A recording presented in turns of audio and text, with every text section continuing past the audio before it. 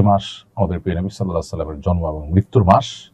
বিশুদ্ধ মত অনুযায়ী এই মাসেই তিনি জন্মগ্রহণ করেছেন এবং এই মাসেই তার মৃত্যু হয়েছে।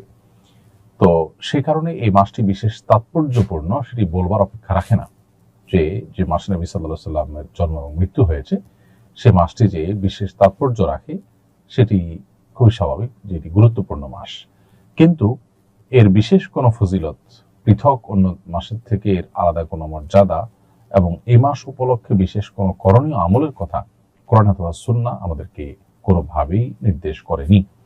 অতএব নবী সাল্লাল্লাহু আলাইহি সাল্লামের জন্ম মাস বা তার ওফাতের মাস হিসেবে এই মাসটি আমাদেরকে হয়তো নবী সাল্লাল্লাহু আলাইহি সাল্লামের কথা স্মরণ করিয়ে দেয়, তার দুনিয়াতে আগমনের কথা, তার ওফাতের কথা আমাদেরকে স্মরণ করিয়ে দেয়। কিন্তু তাই বলে এই মাস উপলক্ষে আমাদের কোনো করণীয় নির্ধারণ কোরআন হাদিস আমাদের জন্য করেনি।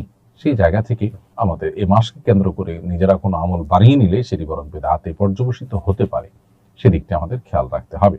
রবিউল আউয়াল মাস উপলক্ষে বাইতুল মুকাররমে প্রতি বছর ইসলামী বইমেলা অনুষ্ঠিত হয়। নবীজির জন্ম মাস উপলক্ষে এ ধরনের আয়োজন এর শরীয়ী বিধান কি? এটা মৌলিকভাবে কোনো নাজায়েজ বিষয় না, বরং দিন চর্চার জন্য বিভিন্ন উপলক্ষ খুঁজে দিন চর্চা করা, দিন ইলম চর্চা করা, এটা কোনো খারাপ বিষয় না। রবিউল আউয়াল উপলক্ষে কোনো ইবাদত উদ্ভাবন করা না যায়। বইমেলা এটা কোনো ইবাদত নয় যে এটাকে উদ্ভাবন করা হলো বা এটাকে আপনার পালন করা হলো, যেটা ইবাদত এর নামে করার কারণে সেটি বেদাতে পরিগণিত হবে, এরকম বিষয় নয়। বড় ছেলে আমাদের খোঁজ খবর নেয় না এবং আমাদের সাথে ভালো আচরণও করে না, তাই আমি আমার সমুদয় সম্পত্তি ছোট ছেলেকে দিয়ে যেতে চাই, এটা কি আমার জন্য ঠিক হবে? শরীয়ত কি আমাকে অধিকার দেয়? সন্তানদের মধ্যে যে সমতা বজায় রাখা সম্পদ দেওয়ার ক্ষেত্রে, এটা অনেক উলামা ইকরামের মধ্যে ওয়াজিব। কারণ নবী করিম সাল্লাল্লাহু আলাইহি ওয়াসাল্লাম এক সাহাবী ক্ষেত্রে যখন হেরফের করেছেন তাকে কিন্তু তিনি ভর্ৎসনা করেছেন এবং তিনি নির্দেশ করেছেন আ'দিলু বাইনা আওলাদিকুম ইত্তাকুল্লাহ ওয়া'দিলু বাইনা আওলাদিকুম, তোমরা আল্লাহকে ভয় করো এবং তোমাদের সন্তানদেরকে কিছু দেওয়ার ক্ষেত্রে তোমরা সমতা বজায় রাখো এবং ইনসাফ করো। এর বিপরীতে ফুকাহায়ে আহনাফের মতে এটি উত্তম, তবে ওয়াজিব বা ফরজ নয়। তো এটার উপর ভিত্তি করে যদি কোনো সন্তান ফাসিক হয়, ভুল পথের যাত্রী হয়, ভ্রষ্ট হয়, খারাপ হয়, তাহলে বাবা মা উপহার উপঢৌকন দেওয়ার ক্ষেত্রে তাকে যদি খারাপ সন্তানকে যদি কোনো কিছুই না দেয়, সেক্ষেত্রে ফুকাহা হানাফি উলামা ইকরাম সেটিকে জায়েজ বলেছেন। যেমন মুফতি শফি সাহেব রাহিমাহুল্লাহ এটিকে জায়েজ বলেছেন, কিন্তু আর উলামা ইকরাম এটিকে জায়েজ বলেন না এবং অন্যান্য উলামা ইকরাম এটিকে জায়েজ বলেন না। কারণ সন্তানকে সম্পদ দেওয়া এটা বাবা মার কর্তব্য।